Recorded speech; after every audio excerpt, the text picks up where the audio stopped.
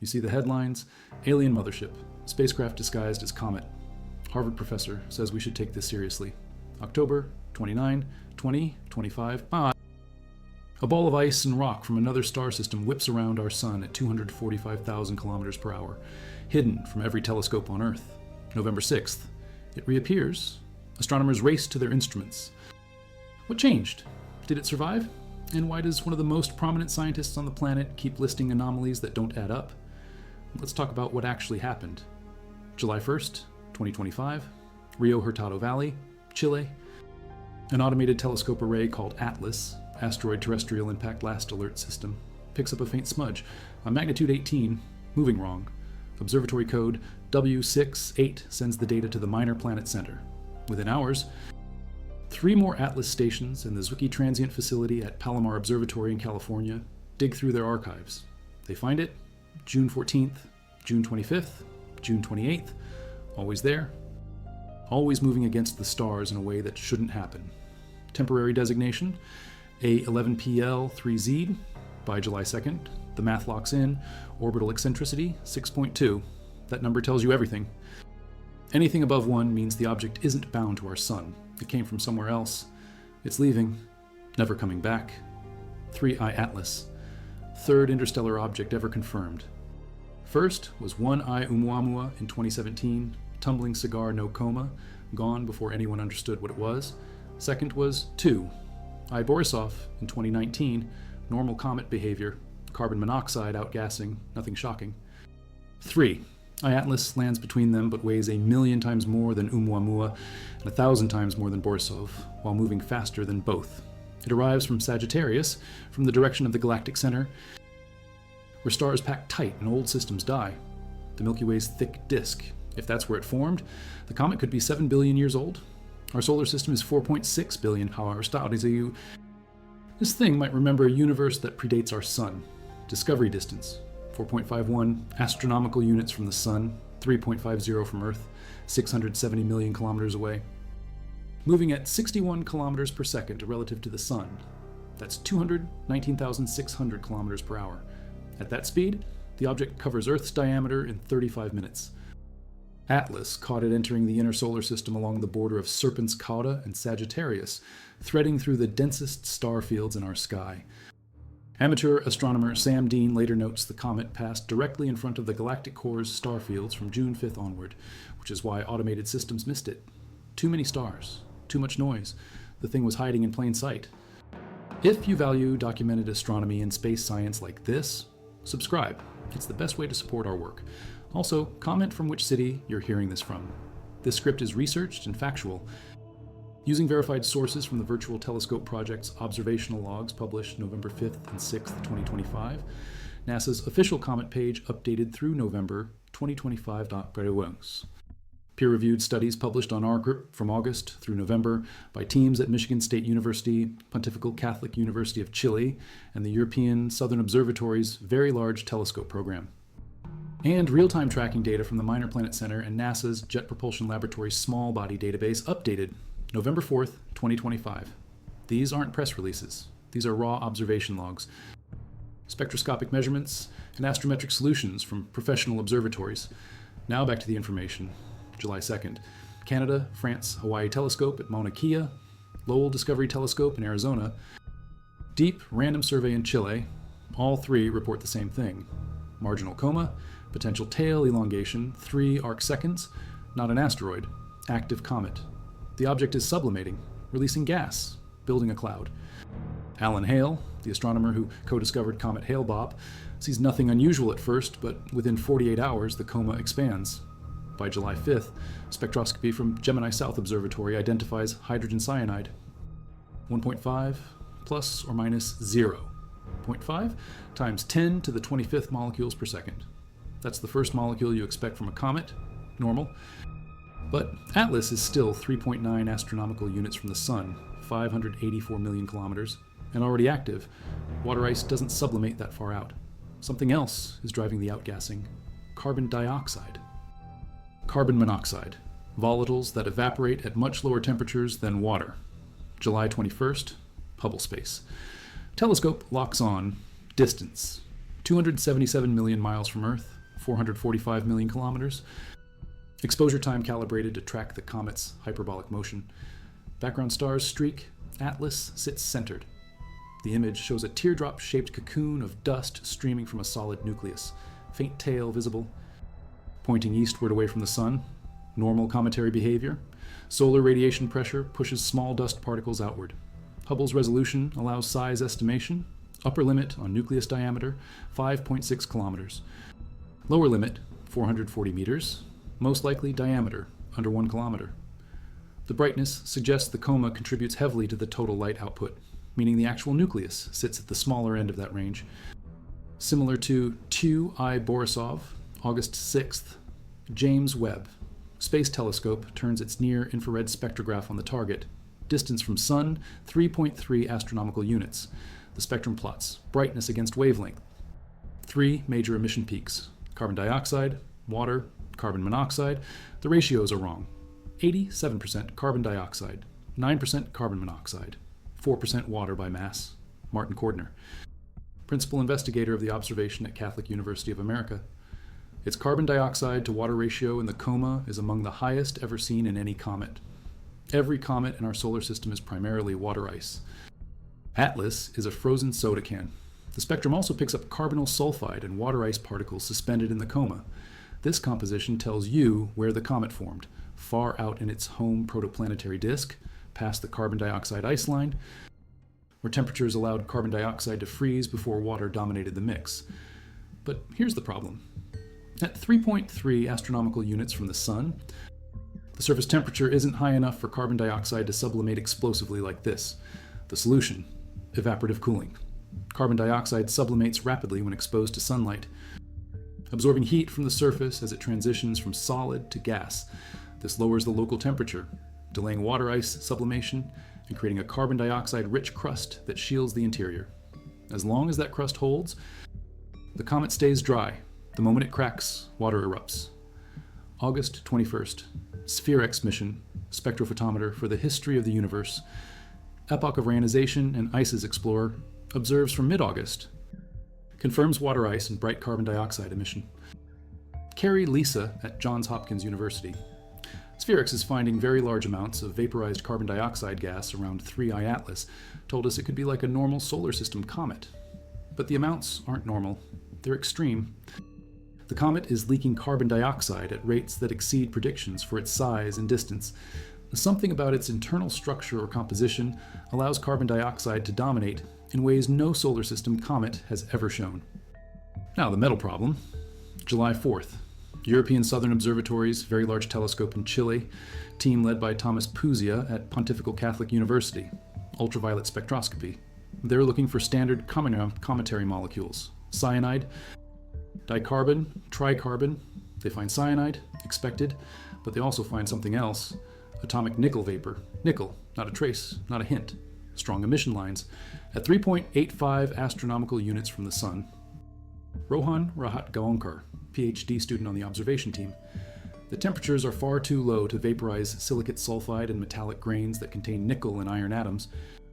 Therefore, the presence of nickel and iron atoms in cometary coma is extremely puzzling. In any normal situation, you'd find nickel and iron together in solar proportions. They come from the same minerals. They sublimate under the same conditions. Atlas shows nickel without iron. By August 21st, the nickel emission has increased. By September, cyanide finally catches up. The ratio normalizes slightly as the comet heats up approaching perihelion, but for weeks, Atlas was spewing pure nickel into space at distances where no metal should vaporize. The team proposes nickel tetracarbonyl, a volatile organometallic compound where nickel bonds to 4 carbon monoxide molecules. This molecule breaks apart easily under ultraviolet light, releasing nickel atoms and carbon monoxide gas. It sublimates at low temperatures. It could exist naturally in a comet that formed in a carbon-rich environment with unusual metallicity. On Earth, we use nickel tetracarbonyl in industrial refining, synthesizing pure nickel through the Mond process.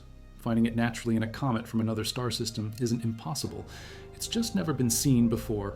Very large telescope observations between July and August show no atomic oxygen, no dicarbon, no tricarbon, no amino radicals. MDM Observatory confirms no dicarbon, no tricarbon. The upper limit on the comet's C2 to Cn ratio, dicarbon to cyanide, makes Atlas one of the most carbon chain depleted comets ever measured. Carbon chains are breakdown products of organic molecules. Their absence suggests either the comet's organic chemistry is fundamentally different, or cosmic radiation has destroyed surface organics during billions of years of interstellar travel. September 7th and 14th. James Clerk. Maxwell telescope measures hydrogen cyanide production. First measurement, 1.5 plus or minus 0.5 times 10 to the 25th molecules per second at 2.33 astronomical units. Second measurement, 1 week later, 4.5 plus or minus 1.9 times 10 to the 25th molecules per second. That's 2 kilograms of cyanide per second. The production rate tripled in 7 days. Coma diameter on September 15th, 180,000 kilometers across, asymmetric, elongated in the anti-solar direction. Visible dust tail, 50 arc seconds, angular width, 100,000 kilometers physical length. August 27th, Gemini South Telescope in Chile captures time-lapse video. Atlas moves against a stationary background of stars and galaxies. The anti-solar tail has grown to 30 arc seconds angular length, 56,000 kilometers. But there's a second structure. A jet pointing toward the sun, an anti-tail. Most comets show apparent anti-tails when viewing geometry creates an optical illusion. You're looking edge-on at a curved dust tail that appears to point sunward. Those anti-tails vanish when the comet moves and the geometry changes. Atlas's anti-tail doesn't. It's real. It persists through July, August, or September. Michael Yeager and other astrophotographers document jets of material ejected sunward not away. This is active mass loss in the wrong direction, driven by rotation and uneven heating, creating rocket effects that push material toward the sun before solar wind and radiation pressure eventually redirect it. September. 3. I-Atlas begins non-gravitational acceleration. Objects following pure gravity trajectories have predictable orbits. Add outgassing and you get thrust, tiny, cumulative, measurable. The comet shows 2 components. Radial acceleration away from the sun, 1.1 times 10 to the negative 6th astronomical units per day squared. Transverse acceleration relative to the sun's direction, 3.7 times 10 to the negative 7th astronomical units per day squared. NASA's Jet Propulsion Laboratory confirms detection at 3.7 standard deviations on October 29th. This is normal for active comets. Jets of gas and dust act like thrusters. But here's the catch. To produce that level of acceleration, momentum conservation requires the comet lose at least 13% of its total mass. For an object with an estimated mass exceeding 33 billion tons, that means more than 4 billion tons of material blown off. That should create a massive, obvious coma and tail, visible, undeniable. October 3rd, Atlas passes Mars. Closest approach, 0.19 astronomical units. 28.4 million kilometers, 17.6 million miles. ESA's Mars Express and ExoMars Trace Gas Orbiter have a ringside seat. Multiple instruments track the comet. They're looking for close-up spectroscopy. High-resolution imaging, particle measurements. Images captured show clear cometary structure, nucleus and surrounding coma, diameter in the thousands of kilometers range. ExoMars. Trace Gas Orbiter uses its Nomad spectrometer and CAS's camera. Mars Express deploys Omega and SpyCon. These observations from 30 million kilometers offer sharper detail than Earth-based telescopes, but data transmission rates are slow. Full analysis won't arrive until 2026. China's Tianwen-1 Mars orbiter joins the observation campaign. Its HIRIC camera, high-resolution imaging camera, has a 15.2-inch aperture. Not as powerful as NASA's Mars Reconnaissance Orbiter HiRISE camera at 19.7 inches, but capable. Tianwen-1 captures images in early October showing the comet's nucleus and extended coma. First attempt to photograph a target 10,000 to 100,000 times dimmer than typical Martian surface features. China National Space Administration statement published November 6th.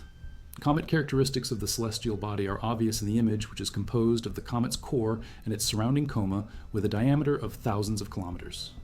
The image confirms active outgassing. Normal comet behavior. No structural anomalies visible at that resolution. October 21st, solar conjunction, Earth, Sun, and 3I Atlas align. The comet disappears behind our star from our perspective. Angular separation drops below detection limits for ground-based and Earth orbit telescopes, but 3 spacecraft still have line of sight. SOHO, Solar and Heliospheric Observatory, orbits the L1 Lagrange point between Earth and Sun. Its coronagraph blocks direct sunlight, revealing faint objects near the solar disk. Stereo A, Solar Terrestrial Relations Observatory, orbits ahead of Earth in its solar orbit with a different viewing angle.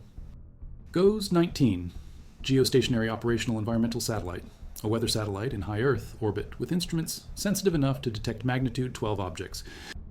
GOES 19, tracked Atlas from October 18th through October 24th. Observations continued through conjunction. The comet remained visible. Brightness measurements showed steady increase as it approached perihelion. No course changes, no anomalous acceleration beyond the non-gravitational component already measured. Trajectory remained consistent with pure cometary outgassing thrust, no evidence of propulsion, no deviation from predicted path. October 29th, perihelion, closest approach to the Sun, 1.36 astronomical units, 203 million kilometers, 126 million miles, between the orbits of Earth and Mars, but on the far side of the Sun from us. Solar illumination at perihelion delivers over 33 gigawatts of power to the comet's surface, equivalent to 1/3 the total output of 94 commercial nuclear reactors operating in the United States. Surface temperatures reach 400 to 500 Kelvin. Any remaining volatile ices sublimate. Water erupts. The comet brightens rapidly. SOHO in stereo. Capture images. Magnitude estimates hit 7 to 8, far brighter than predicted. The comet appears unusually blue in these solar observatory images, not blue like Earth's sky, blue in the spectroscopic sense. Shorter wavelengths dominate. This suggests strong emission from ionized gases, diatomic carbon, ionized carbon monoxide, cyanide radicals, all of which emit in blue-green wavelengths when excited by ultraviolet radiation. The sudden brightening isn't predicted by standard models. Pre-perihelion observations suggested Atlas would peak around magnitude 11.5 from Earth's perspective. Instead, it hits magnitude 7 to 8 near the Sun, then magnitude 9 to 10 once far enough from solar glare for accurate measurement. Either the comet fragmented, releasing fresh ice, or deeper layers beneath the carbon dioxide crust finally fractured and water ice began sublimating in earnest. Comets are unpredictable. They fragment, they flare, they surprise. The brightening fits natural comet behavior under extreme thermal stress. October 31st, Halloween, Lowell Observatory, Arizona, Chicheng-Jiang, postdoctoral fellow, aims the Discovery telescope at the northeastern horizon just before dawn. The comet is 16 degrees from the Sun, 5 degrees above the horizon, astronomical twilight, sky not yet bright. He captures the first optical post-perihelion image from Earth. Atlas appears as a compact fuzzy sphere, coma, visible, no obvious extended tail. The object is moving northward from our viewing perspective, climbing higher above the horizon each morning as it speeds away from the Sun on its hyperbolic exit trajectory. Jiang tests with his personal 6-inch telescope. Same result. Small telescopes can now see it. He posts the observation to his commentary blog November 2nd. Message to amateur astronomers: clear sky, low eastern horizon, look early. It's just a smudge, but it's there. Over the next few days, Atlas climbs higher.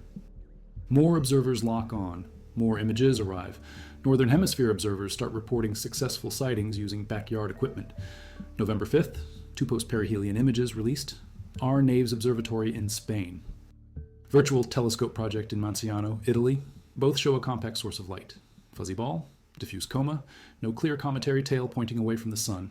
The sunward direction is toward the bottom left corner in the R Naves image. Arrow marks anti-sun direction. No obvious tail structure. Gianluca Massi at Virtual Telescope captures 6 60-second unfiltered exposures. The moon is extremely bright, almost full, setting just 10 degrees from the target. Astronomical twilight conditions. Sun 12.2 degrees below the horizon. The coma of 3 I-Atlas is obvious. Strong evidence of cometary nature. But the tail is missing. This is surprising. The non-gravitational acceleration measured by NASA requires over 13% mass loss, 4 billion tons of gas and dust ejected. Solar radiation pressure and solar wind should push that material into a massive tail pointing away from the Sun like every normal comet. Compared to Comet Lemon, a solar system comet observed November 3rd by our Naves Observatory. Lemon shows a clear, bright tail streaming away from the Sun. Classic cometary morphology. Atlas doesn't. Its Its coma looks similar to how it appeared in Hubble images from July 21st, before perihelion, when it was twice as far from the Sun and much less active. Where did the mass go? November 8th.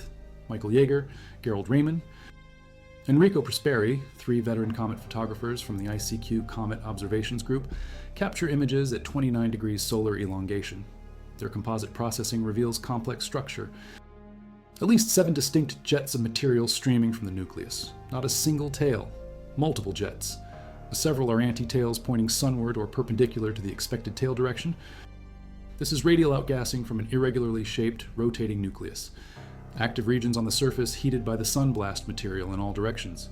Some jets point away from the sun, normal.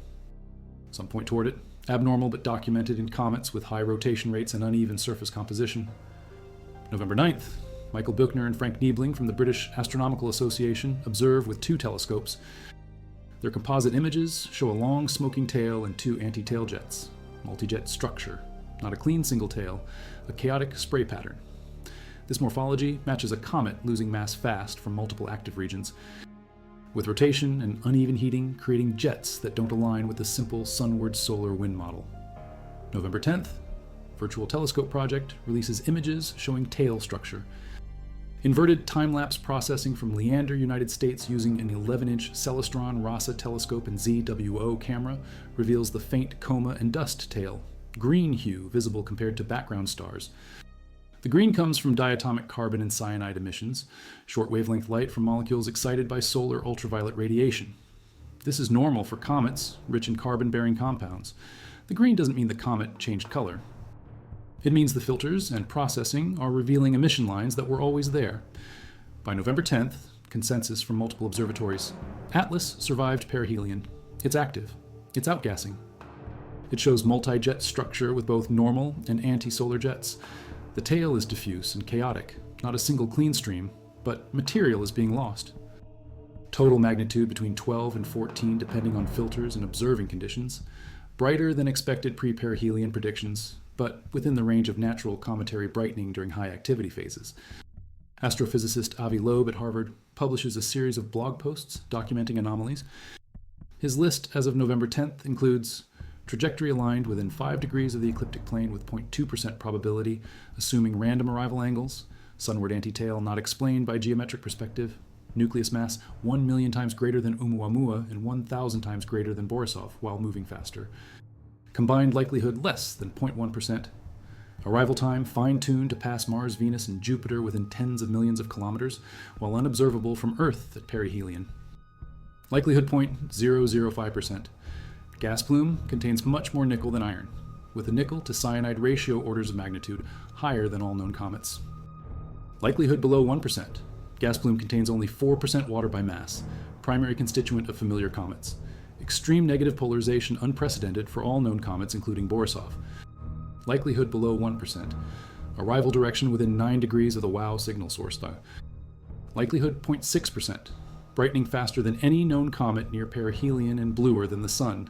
Non-gravitational acceleration requiring at least 13% mass loss. But preliminary post-perihelion images show no evidence for the expected massive coma. Other astronomers pushed back. Daryl Seligman at Michigan State University, who led the first published study on 3Y Atlas, responds, "There have been numerous telescopic observations demonstrating that it's displaying classical signatures of cometary activity." He notes that chemicals may not be fully detectable when the comet is far from the Sun. As it heats up, emissions increase. Subsequent observations confirm carbon dioxide, water vapor, carbon monoxide, cyanide, and nickel, all consistent with a comet from a carbon-rich formation environment exposed to billions of years of cosmic radiation. Emmanuel Jahan at University of Liège, part of the VLT nickel detection team, acknowledges the surprise. Nobody would believe you'd find those metallic atoms in the coma of a comet. But he clarifies that nickel and iron are both present, just in unusual ratios that normalize as the comet heats. The early nickel dominance likely reflects volatiles like nickel tetracarbonyl sublimating first, before higher temperature processes release iron. Cyrielle Opitom at University of Edinburgh, working on both VLT and JWST observations, explains the working hypothesis.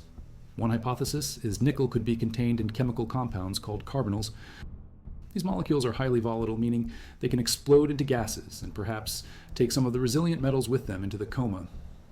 Physicist Brian Cox thanks YouTube for removing AI-generated deepfake videos, falsely showing him endorsing conspiracy theories about 3I Atlas being a spacecraft. He posts publicly, "Any video showing me supporting UFO theories or calling the comet a spaceship is fake." He later describes the comet as a message from a dead world, and affirms it's natural, composed of carbon dioxide, water ice, and cosmic dust. Chris Lintott and other astronomers criticize speculation about artificial origins. The scientific consensus, as documented by NASA, ESA, and peer-reviewed literature. 3I Atlas is a natural interstellar comet. Its unusual properties reflect its formation in a different stellar environment, its age potentially exceeding 7 billion years, and its exposure to interstellar cosmic radiation for eons before entering our solar system. The high carbon dioxide content matches formation in a protoplanetary disk with different chemical conditions than our solar nebula. The nickel without iron ratio results from temperature-dependent sublimation of organometallic compounds. The extreme negative polarization could indicate surface structure altered by radiation. The anti-tail results from jet activity and rotation. The brightening near perihelion fits, comets cracking their surface crust and releasing trapped volatiles. The missing massive tail after perihelion. Multiple jets fragment the outgassing into a chaotic spray rather than a focused stream. The ejected material spreads in all directions instead of forming a single tail. Diffuse coma, complex jets, lower density than predicted because the mass loss happens over a broader area with less collimated flow. Or the 13% mass loss estimate is too high, and the acceleration comes from higher velocity jets affecting smaller mass. Or the tail is there but so diffuse and low surface brightness that it requires longer exposures and darker skies than the November 5th observations provided. By November 8th and 9th, multiple observers capture extended structure. Here's what we know without speculation. 3I Atlas was discovered July 1st, 2025, by automated survey at Rio Hurtado, Chile. Pre-discovery observations extend back to June 14th from multiple facilities. Orbital eccentricity, 6.2, confirms interstellar origin. Estimated age, 3 to 11 billion years based on trajectory analysis suggesting formation in the Milky Way's thick disk. Nucleus diameter, 440 meters to 5.6 kilometers, most likely under 1 kilometer based on Hubble imaging and dust loss estimates. Composition, 87% carbon dioxide, 9% carbon monoxide. 4% water by mass in the coma as measured by James Webb on August 6th at 3.3 astronomical units. Carbon dioxide, rich crust, likely formed during low-temperature interstellar journey, shielding water-rich interior. Nickel vapor detected at unusual abundances relative to iron from July through September by very large telescope spectroscopy. Likely source, nickel tetracarbonyl, a volatile organometallic compound sublimating at low temperatures. Cyanide production measured at 2 kilograms per second on September 14th at 2.33 astronomical units. Non-gravitational acceleration detected at 3.7 standard deviations, requiring significant mass loss. Perihelion, October 29th, at 1.36 astronomical units, 126 million miles from the Sun, reached maximum brightness, magnitude 7 to 8 in solar observatory images. First ground optical recovery October 31st by Lowell Observatory. Multiple post-perihelion observations. November 5th through 10th show diffuse coma with complex multi-jet structure rather than single-focused tail. Closest Earth approach December 19th, 2025, at 1.8 astronomical units, 269 million kilometers. Will pass Jupiter March 16th, 2026, at 0.36 astronomical units, 54 million kilometers, providing observing opportunity for Juno spacecraft. ESA's JUICE mission, scheduled to observe in November using multiple instruments. Europa Clipper potentially immersed in ion tail from October 30th to November 6th, offering chance to detect interstellar comet ion signatures. Hubble scheduled for ultraviolet spectroscopy in November to determine sulfur to oxygen ratio and composition of gas emissions. James Webb scheduled for additional observations in December after perihelion to analyze interior composition now that surface crust has fractured. All spacecraft observations aim to characterize the comet's chemistry, compare it to solar system comets, and constrain formation conditions in the parent star system. The scientific value is undeniable. 3. I Atlas is only the third interstellar object ever detected. First was Oumuamua, no visible activity. Tumbling motion, gone before spectroscopy. Second was Borisov, typical comet, carbon monoxide dominated, similar to solar system objects. 3. I-Atlas is the first interstellar comet observed with modern space telescopes capable of detailed chemical analysis. Every measurement provides direct evidence of conditions in another planetary system. The carbon dioxide to water ratio constrains the temperature and chemistry of the protoplanetary disk where it formed. The nickel to iron ratio tests theories of how organometallic compounds form in different stellar environments. The carbon chain depletion measures cosmic ray exposure during interstellar travel. The multi-jet outgassing maps how an ancient comet nucleus responds to solar heating after billions of years frozen in the void. Some facts don't fit easily. The alignment within 5 degrees of the ecliptic plane is unusual for an object entering from random galactic coordinates, but the ecliptic represents the plane of maximum density for the solar system's dust and gravitational field. Objects passing through are subject to gravitational focusing effects that can perturb trajectories toward the ecliptic over long approach distances. The timing of conjunction 8 days before perihelion is coincidental but not impossible. The comet's hyperbolic trajectory was set billions of years ago when it was ejected from its home system. Its arrival time, relative to Earth's orbital position, is random. The mass, compared to previous interstellar objects, is large, but detection bias matters. Oumuamua was detected at 0.25 astronomical units from Earth, close, bright for its size. Borisov was discovered at 3 astronomical units but remained observable because it was active. Atlas was discovered at 4.5 astronomical units from the Sun, 3.5 from Earth, and was magnitude 18. Faint? Difficult. The only reason we caught it is because it's large enough to show a coma at that distance. Smaller objects or inactive objects at that range would be invisible. We're biased toward finding big, active interstellar comets. The fact that Atlas is large doesn't make it anomalous, it makes it detectable. The brightening near perihelion faster than predicted fits comets fragmenting or cracking.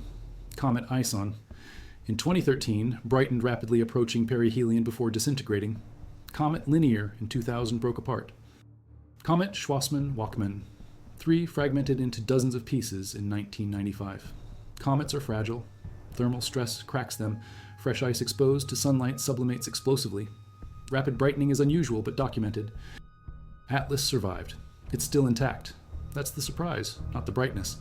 The lack of a massive focused tail in early November images is odd if you expect 13% mass loss to produce a solar system style tail. But the mass loss could be real and the tail diffuse. Jets firing in multiple directions, rotation, low-density outflow that spreads into a faint, extended structure too dim for short exposure, imaging under bright moon conditions. By November 8th, multiple jets are visible. By November 9th, tail structure appears. The tail exists. It's just not the spectacular streamer casual observers expect. It's a complex, diffuse, multi-directional ejection pattern from a rapidly rotating ancient nucleus with uneven surface activity. The speculation about spacecraft propulsion rests on one idea: non-gravitational acceleration detected, massive mass loss required. No visible massive tail in preliminary images equals something other than outgassing driving the acceleration. But that assumes we should see the tail in every observation, regardless of geometry, exposure time, sky brightness, and processing. We didn't. Then we did. The tail is there. It's chaotic. It's diffuse. It matches a comet under extreme outgassing stress with multiple active regions. The Oberth maneuver hypothesis, that an artificial craft could use perihelion to perform a gravity assist burn hidden from Earth-based observation, requires the object to change velocity during perihelion. Tracking data from solar observatories showed no deviation from predicted trajectory. The comet went where it was supposed to go. The non-gravitational acceleration matches outgassing thrust in magnitude and direction, no sudden impulse. No course change, no sign of propulsion beyond cometary jets. What we have is a comet from another star system, formed 7 billion years ago in a protoplanetary disk with higher carbon dioxide abundance than our solar nebula, ejected during planetary formation or system instability, drifted through the Milky Way for billions of years, bombarded by cosmic rays, surface altered by radiation and micrometeorite impacts, losing volatiles slowly to space until a thick crust formed, entered our solar system from Sagittarius at 61 kilometers per second, heated up, carbon dioxide crust began sublimating at 4 astronomical units. Nickel tetracarbonyl released at 3.85 astronomical units. Cyanide production increased as it approached perihelion, passed Mars in October, reached perihelion October 29th. Surface cracked, water ice erupted. Multiple jets blasted material in all directions, brightening suddenly to magnitude 7 to 8. Emerged from solar conjunction still intact. Diffuse coma with multi-jet structure. No focused tail, but chaotic ejection patterns spreading material broadly. Climbing out of the solar system at 70 kilometers per second on a trajectory that will never return. December 19th. It passes Earth at 1.8 astronomical units. Magnitude 12 to 13. Amateur telescopes will track it. Professional observatories will gather spectroscopy. Hubble will watch. Webb will watch. By March 16, 2026, it reaches Jupiter. Juno spacecraft will observe, then it's gone, back into the dark. Another visitor from the stars, the third we've seen, not the last. Here's the final detail that reframes everything. The European Space Agency's Comet Interceptor mission, selected in 2019, is designed as a rapid response spacecraft that waits in orbit at the L2 Lagrange point until an interstellar object or long-period comet enters the inner solar system, then launches to intercept it. When Comet Interceptor was selected, only Oumuamua was known. Now we've had Borisov and Atlas, large diversity in appearance. Visiting one could provide a breakthrough in understanding their nature. 3. Atlas arrived too soon. Wrong trajectory. Impossible intercept. But the mission launches in 2029. It will wait. And if another visitor comes, and the geometry aligns, humanity will send a probe, not just observe from a distance, fly through the coma, sample the gas, image the nucleus. Touch something from another star. 3. Atlas reminds us we're not alone in the galaxy. Not in the way people usually mean. We're not alone because the galaxy is full of planetary systems, full of comets, full of debris from worlds we'll never see. Objects ejected during planet formation and during stellar flybys, during the death of stars. They drift, they wander. Some pass through our system. We see them, we measure them. We learn what other worlds are made of. Atlas tells us one thing clearly. Somewhere, 7 billion years ago or more, a star formed with a disk rich in carbon dioxide. Planets probably formed. This comet didn't make it. It was kicked out. It wandered. It arrived here. And for a few months in 2025, humans aimed every major telescope we have at a ball of ancient ice and found out what another world's chemistry looks like. No mothership, no drones. No Oberth maneuver. No spacecraft. A comet. Old, strange, real. And the images from November 6th prove it survived perihelion, kept outgassing, and behaved exactly like a comet torn apart by thermal stress under the sun's heat. The hype dies. The science remains. And somewhere right now, another object is drifting toward us through the dark, carrying more messages from dead worlds we'll never reach.